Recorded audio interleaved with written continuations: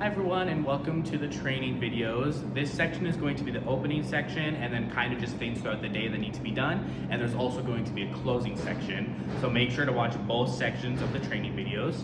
So every day for opening, right at 10, the doors need to be opened. So make sure to unlatch it.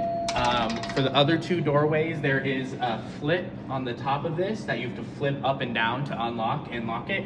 So make sure to do that right away at 10 o'clock. And when you come in every day, you'll clock in. So you press log in, view time clock, and there's a 4-digit code everyone is given. Usually it's the last 4 digits of your phone number, but if it's not, just reach out to me or Amber and we can tell you what it is if you forget it. But you'll always be given a clock in number, and that is how we keep track of when we are here. So always make sure to clock in every day. After you clock in every day, come to the back, and we usually have aprons hanging up here if they're clean. So try to put an apron on if we have them. We're gonna work on getting name tags and aprons for everyone that are just gonna be your personal apron that you keep track of. So just always make sure to have your apron on when serving customers. This is our back area where we keep paper towels and toilet paper and napkins. And we also have this glove locker where all the gloves will be. So if you're ever looking for that, come back here. And this is also our employee bathroom that we use so we can keep the customer warm.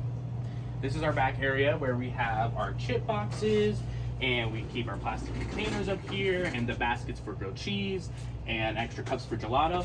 So if you're ever looking for anything like that, look in this back area and in that bathroom. Seasonings are for curd, and the weight and scale for how to stock curd, and we'll show you how to do that later.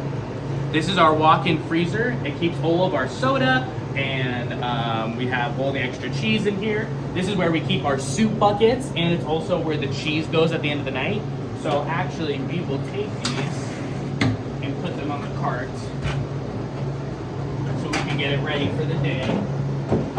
Always check to see if there's a soup pot, which right now it doesn't look like there is. So we will take this out and put it out front to start the day. After that, always make sure to put chairs down. So they're usually just right on top of the tables like this. So we will go around and we'll put all the chairs down and roll up all the blinds. Next, we're gonna put away the dishes. The dishes are usually always just on top of this cooler. If not, check in the back in the dish pit and see if they're back there. Before putting the dishes where they're supposed to be, always check the counters and make sure they are wiped down and there's no crumbs on them. Sometimes they don't get wiped from the night before, so always make sure that counters are wiped down before putting the dishes on them. So, put those there. I'll put the cheese cutters on this side.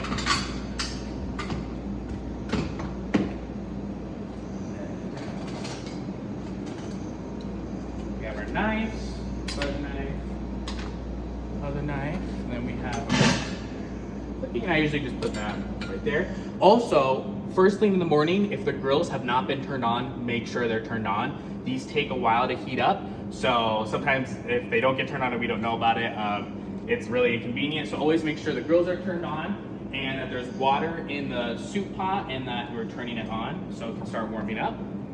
I usually just put the lid right here, and then these buckets can just go on the floor. And we will get the soup situated in a second. Now, we can take these over here. There you go. This is where the spades go for the gelato, and the switch for the water is down here. It's this little white nozzle. Flip it up, and then that'll fill up and be good to go. For the gelato case, the lights, the button is down here. It's in this corner, and it's this little light bulb. So don't ever press any other button, only press the light one. Go. This is the switch for the cheese case. Turns that on. Keep an eye, a lot of the times the cheeses get really empty. So if we need to restock them or recut them, make sure they get recut during the day. This is how you turn on the opening signs. It's kind of a little tangled mess right now, so don't unplug anything ever. These just should never be unplugged. They have these little switches, and you literally just have to switch them on. And that is how you turn on the opening signs. So yeah, don't ever unplug anything here. This is where all the internet and Wi-Fi is. So we actually can't like check out people and use our system if it gets turned off. This is also where we keep our chip boxes that we use to stock the chip case, and soup cups and lids and stuff like that. So this is also where some of that stuff is to restock. Now we are going to prepare the soup. The soup must be thinned out. It is literally made to be thinned out so we can use it longer. We always use coconut milk to thin it out, and if we don't have coconut milk, just use warm water. We just have to get it to a soup-like consistency so that it is able to be used for longer, and we are not having to constantly refill the soup. Most of the time, I will end up using a full one of these. So yeah, basically all you're gonna do is pour the coconut milk in and mix it into this, and I will show you what it looks like after we're done stirring. All right, I've just added about 1.5 of the coconut milks, and this is the consistency you should get. I like to add it when it's in the bucket, so it's easier to stir. When it's in the pot, it's kind of hard to get it mixed in. So I recommend pouring the coconut milk in the bucket, and then after we get it to that consistency, we can put it in our pot and we will get that warmed up. All right, we've just poured it in, and we actually ended up adding some more coconut milk. So as you can see, it's a really soupy, thin kind of texture, and that is what we should be going for every day. Now, here's the most important part. Warming up the soup, it's very important. If it's ever on a higher temperature than 1, you have to stay by it and stir it. If you don't, it will burn on the bottom, and then those little chunks are gonna come into the soup.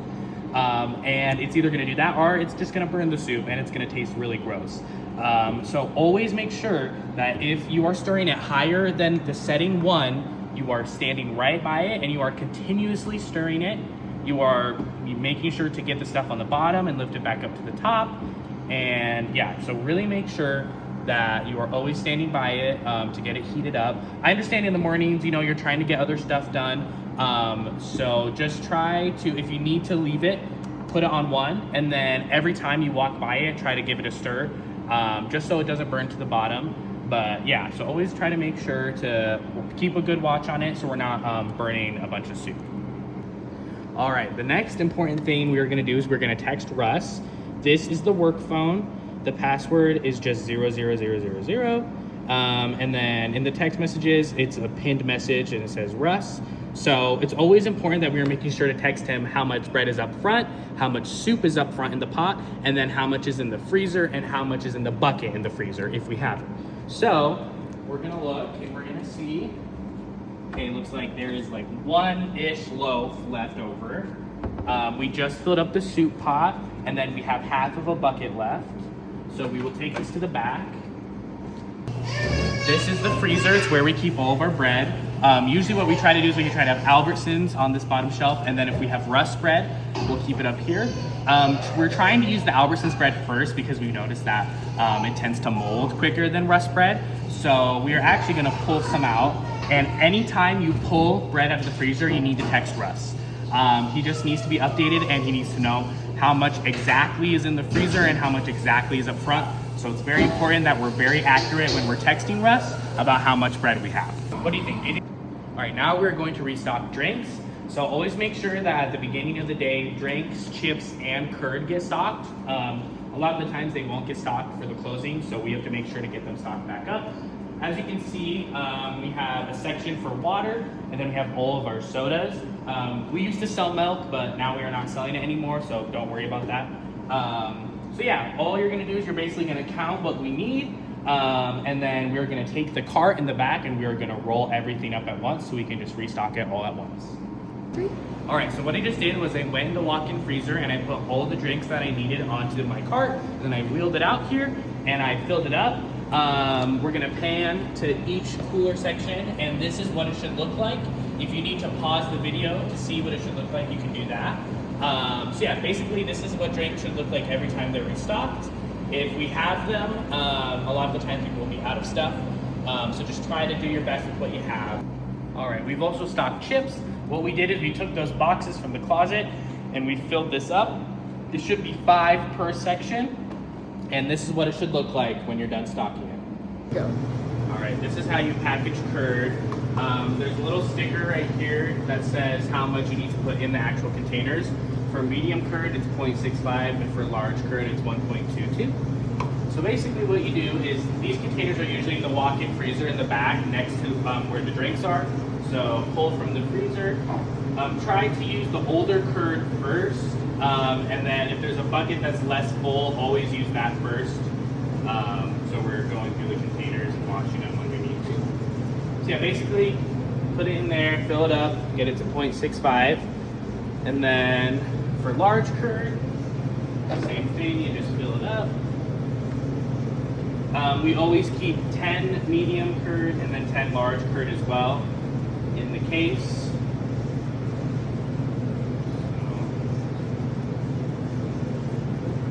Yeah, try to be pretty precise with it.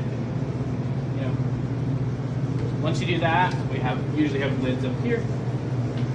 Pop on the lids, and then when you're printing the actual stickers for the prices, make sure don't put it on the scale when you're printing it, or else it'll print the wrong price. So make sure there's nothing on it. And then there's two stickers over here. Here, come and show the camera. So this is the sticker for medium curd, and this is the sticker for large curd. All you have to do is press it and press print. If you're doing a bunch of them, what I usually do is I'll press the button, and then you just do times however many you need, and it'll just print continuously, so you don't have to individually press the button for each one. So that is how you do the buttons. And then after you sticker the prices on, we have this roll. Always use the stickers from this roll, not the ones from up there. They're two different things. So just always use the ones that are right there. Slap it on there. And that is how you package curd. All right, this is where we keep all of our cheeses for our sandwiches. What we are gonna do is we are gonna cut some more mild. Every morning we have to check if the samples are cut, because usually they're pretty low. So it looks like we need more to actually put in that. So if you ever need to cut a cheese, you can always pull it from the case, and just kind of make sure to keep an eye on what we have and what we don't have. If we're ever out of anything, we'll make sure to cross it off the board and mark it off that we don't have it. But yeah, so basically what you're gonna do is you're gonna take the wrapping off and then use your cutter. And this cuts them into nice blocks for us. Very important, after you're done cutting the original block and breaking it up like this, make sure to cut the ends. Don't just leave the ends in this big block.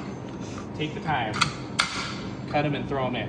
But what we're actually gonna do is we can use this to cut our samples. So we'll make sure to separate it. And then I will usually do 1, 2, 3, and then you turn it and you go 1, 2, 3. And this makes sure that those blocks are pretty big and we still get a decent amount of them. And then make sure, yeah, some of the cheese can get kind of sticky when it gets together. So just kind of make sure to separate them out. And yeah, so yeah, I usually use like 3 to 4 slices in each sample container, and then that fills it up for you. And that is how you cut samples. Now I'm going to show you how to make a grilled cheese. This is very important. Whenever you're handling food, always make sure to have gloves on. It is very unsanitary to handle cash. If you've handled cash and you have gloves on, always make sure to change them. We want to make sure we are putting on fresh gloves every time we serve food and we serve customers. So the gloves are in this drawer, and then this is where the cash is. So yeah, always make sure if anybody ever gives you cash and you're wearing gloves, you can just take them off. We have plenty of gloves to use, so don't be afraid to use as many as you like. So what we're gonna do is we're gonna pull some bread from here.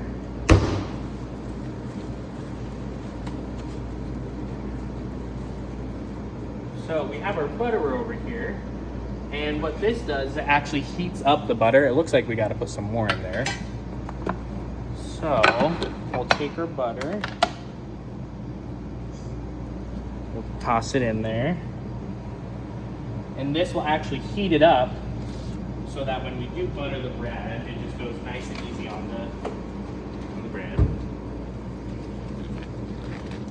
So yeah, basically what you'll do is you'll take this and you'll roll it like this. And then once that butter is melted, it'll just go right onto the bread and it'll do it nice and easy for you, so you don't have to individually butter each slice of bread. So we'll do that. And then take our cheese. And with this, you are able to fit a decent amount of sandwiches on here. I always try to clean it off like that to make sure there's no crumbs or grossness getting on it. And usually what we can do is we can fit around 10 to 11 on here. You can fit 4 across, and then you can do 3 down here. And we also have these other grills available to use if you get a big order. We try to put as many sandwiches as we can on the grill at a time when we are getting busy, just to make sure we're getting them out efficiently. And you know, we're getting as many orders out as a time as you can. So try your best to just be as organized as possible. Usually we do it like we're reading a book, so from left to right, and we just keep it organized with how many orders we have. So yeah, and basically what you'll do is you can just put 2 cheeses. This is how we put the cheese on the grilled cheese. If people want 2 different cheeses, they can take the different cheese and put it on there, so it can be like half and half. And yeah, so that will cook basically, and we won't cook it actually. Basically, once your grilled cheese is on the grill, you'll come over here and we have our baskets, and we will take a marker and we will label what cheese it is. So just like sharp. Always make sure to label the baskets. It's very important so that customers know which one they're getting. And then yeah, if it's a to-go order, what I will do is I will take it and I will turn it on the lighter side, and then I will label it in the center of the paper, and then we will just plop the grilled cheese right there and wrap it up. For the to-goes, we have to-go boxes down here that you can use, or sometimes I like to put them in a bag, and our bags are in this cabinet down here. So yeah, that is how you make a grilled cheese sandwich. This is where we keep all of the extra gelato pans. As you can see, they are written on it with how much we have. So this is where they'll be. If it has like a sticky note on it, like this, don't take it. That's usually for a different order. But these ones with the plastic lids are usually pretty fine to take. So yeah, this is where you will get any new gelato pans. And once you've taken it, make sure to mark it off of here so the gelato makers know what we have and what we don't have. Now I'm going to show you how to replace a gelato pan and also how to scoop the gelato. So if any of them are empty or they kind of look like this where they only have a little bit left, what we'll do is we got this fresh pan out of the freezer and we are going to basically just scrape everything that's left in this and put it on top of here. It's not going to look the prettiest, but you know, try your best to keep it kind of contained into that top area. Do what you can. And then, after we're done scraping out the insides of this, we will take our pan, put it in here. And that is how you replace a gelato pan. Go. All right, now I'm gonna show you how I would like the gelato to be scooped. With a lot of the times, what people like to do is just because it's most convenient, they'll just go right in the center of it. But we're actually supposed to be scooping them from the back of the pan to the front of the pan. So it should always go from here to here. And that makes it easier to clean, so we can get it nice and clean like this. So basically what you're gonna do is, what I always do, we have this sprayer nozzle, and sometimes it will point out and it can kind of spray everywhere and get all over the place. So I always make sure to pull the nozzle down and then turn it on whenever I'm using this, just to make sure that I don't get it all over the place. And yeah, we do have this spray nozzle. So I will always spray down the gelato spade, and then I'll come over here and we will scoop our gelato. I like to scrape it into the pan, into the cup like this. And that just kind of makes it nice and easy to get it in. Whenever people ask for 2 different flavors, I always do like top to bottom, unless they specifically ask for side by side. It just makes it a lot easier to get the gelato in the cup if it's not side by side. And so yeah, basically what you should do is kind of have that little scraping motion. And don't overfill it too much, you know, just kind of a decent amount like that. Like this should be a small size. And yeah, that is basically how you scoop a gelato. And then after I'm done scooping it, this is the most important part. See how there's all this grossness and stuff? Do not just put it into this. Do not do that. Always, always, always make sure to spray it off. Spray off all of those chunks and then put it in here. If we are just throwing them in there with all those chunks, this gets clogged up and it just messes up everything and it gets really gross over here. So please, every time you use a spade, spray it off before using another one or getting your next flavor. Never ever just put it in there without spraying it off first. We have two different spoons. This is the bigger spoon for the actual gelato eating, and this is the sample spoon. So try to give them the bigger spoon with that. And yeah, that is how you scoop the gelato. These are all of our different sizes.